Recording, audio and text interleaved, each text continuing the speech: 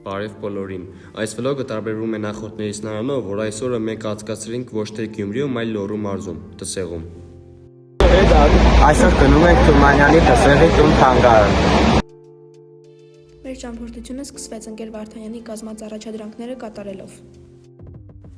Մեզ բաժանվեցին թերթիկներ, որոնց վրա մենք պիտի լրացնենք, ինչ ենք ուզում իմանալ, ինչն է մեզ հետաքրքրում Հովհաննես Թումանյանի կյանքից եւ նմանատիպ այլ հարցերի պատասխանները։ Ճանապարհը կարճ էր, գեղեցիկ եւ հետաքրքիր, շատ արագ մենք հայտնվեցինք Դսեղում։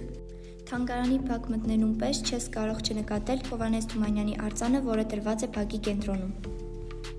Բակում մի լավ շրջեցինք, այնտեղ տեսանք ծիտը, քաջնազարը, շունն ու կաթուն ստեղծագործությունների հերոսների փայտե քանդակները։ Բակում կա շիրմաքար, որի տակ ինչպես պարզվեց թաղված էր Հովհաննես Թումանյանի սիրտը։ Այս պատմության մասին մենք խոսել ենք նաև նախորդ վլոգներից մեկում։ Սկզբում մեզ ներկայացրին այն տունը, որտեղ ծնվել է Հովհաննես Թումանյանը։ Առաջին հարկի գետնափոր կար թոնիր ու ասում են, որ նրանք առաջինն են գյուղում թոնիր ունեցել։ Առաջին երթիկով սենյակից հետո նրանք կառուցեցին երկրորդ սենյակը, որը հյուրասենյակի եւ պարզապես սենյակի դեր էր տանում։ Սենյակում տրված էին սեղան եւ մի քանի իրեր, որոնք Հովհաննես Թումանյանը իր հետ բերել էր արտասահմանից, դրանցից էր Իգնայերը։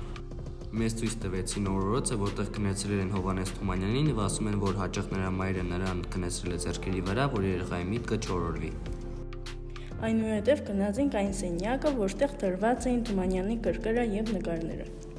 Առաջին հարցը, որը տվեցինք զբոսավարին, այն էր, թե ունեն արդյոք Թումանյանի 1892 թվականի հրատարակությունը։ Մեզ անհրաժեշտ էր իմանալ, թե արդյոք բոլոր կազմերի վրա կա այդ գրվածքը օից գնային։ Մեր բախտից այս թանգարանում եղած գիրքը կազմ չուներ։ Թանգարանի աշխատակիցներն էլ չգիտեին մեր հարցի պատասխանը, բայց մենք չենք հանձնվում եւ կշարունակենք մեր որոնումները։ Այնուհետև մենք բարձրացանք երկրորդ հարկ, դա Հովհաննես Թումանյանի, այսպես ասած, ամառանոցն էր եղել։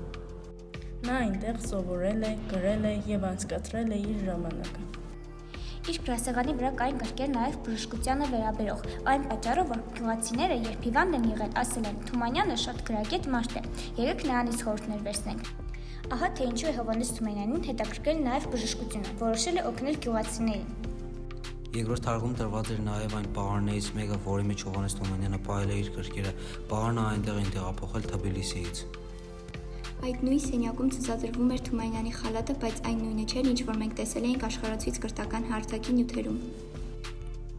Թանգարանում շրջելուց հետո մենք գնացինք թանգարանի մոտ գտնվող եկեղեցին։ Հետդարձի ճանապարհին մենք կանգ առանք մի բարձունքում, որտեղից բացվում էր լորվաշքեղ մի տեսարան։ Այնտեղ մենք հավաքվեցինք լրացնելու ընկեր Վարդանյանի կազմած հարցերի մյուս մասը, որը վերաբերում էր ճամփորդությունից հետո ստացած գիտելիքներին։ Այնուհետև հավաքվեցինք կիսելու մեր տպավորությունները ստացած թանգարանից եւ Դսեղից։